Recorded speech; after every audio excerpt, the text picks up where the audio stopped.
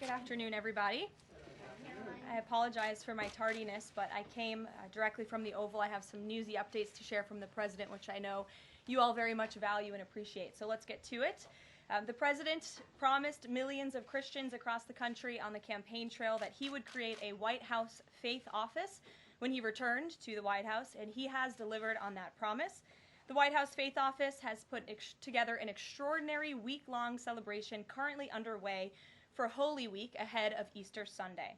The President signed a Holy Week proclamation, filmed a special presidential video message, and will be hosting a pre-Easter dinner tomorrow night and a White House staff Easter worship service on Thursday.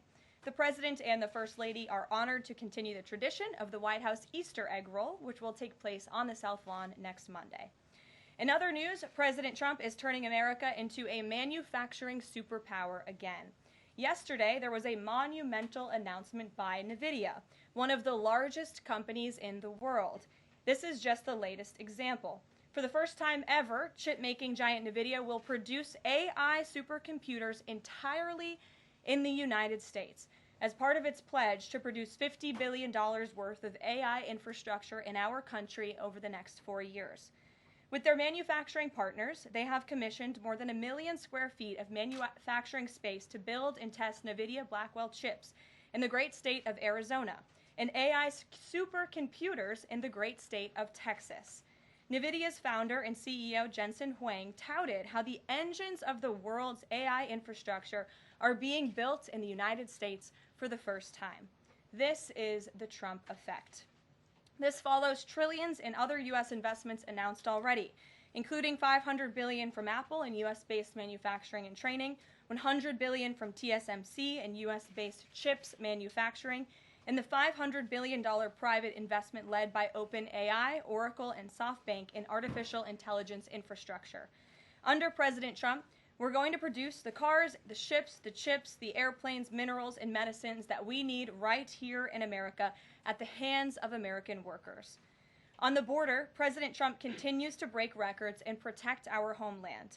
According to CBP, Border Patrol apprehensions along the southwest border for the entire month of March 2025 were lower than the first 2 days of March 2024 under Joe Biden.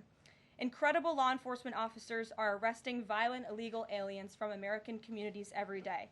Here are a few examples from the latest ICE report, which I received this morning. ICE Los Angeles arrested a 54-year-old citizen of Mexico convicted of rape by threat, sodomy with a person under 14 years, and kidnapping in San Jose, California.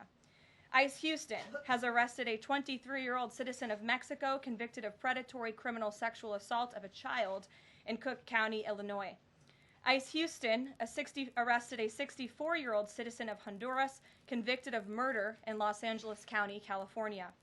ICE Chicago arrested a 49-year-old citizen of Guatemala convicted of assault and arson in Prince Williams, Virginia, not far from here. ICE Denver arrested a 36-year-old citizen of Mexico who is registered as a sex offender and has been convicted of sexual assault of a child in Lake County, Colorado. ICE Baltimore arrested a 50-year-old citizen of China convicted of sex trafficking in Bel Air, Maryland. And ICE Boston arrested a 46-year-old citizen of Jamaica convicted of 3 counts of rape of a child and 2 counts of indecent assault and battery of a child under 14 in Boston, Massachusetts.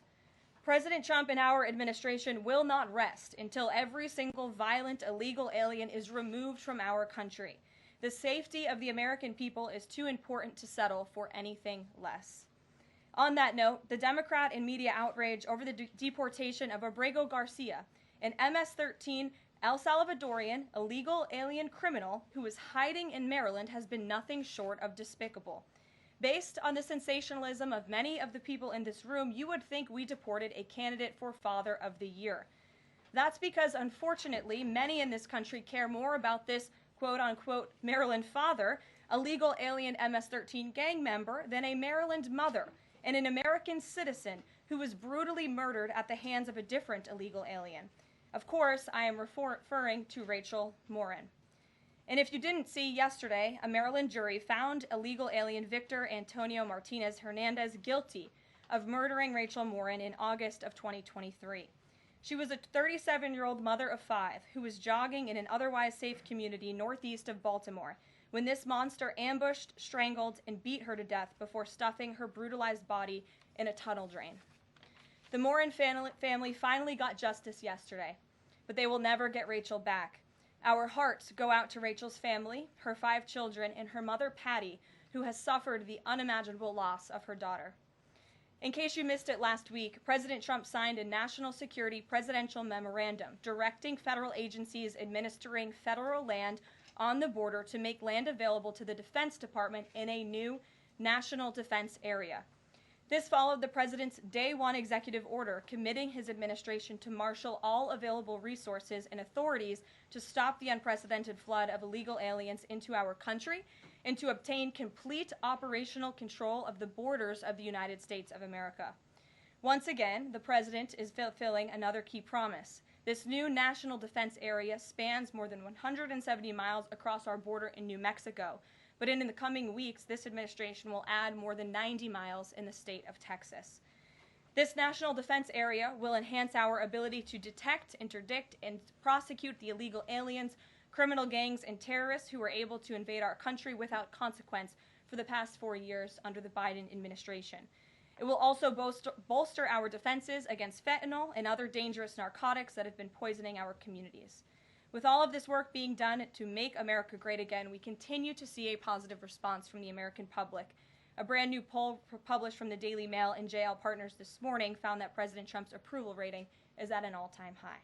That's because the president is working tirelessly to keep his promises to the American people, as I just saw him doing today in the Oval Office. We have a report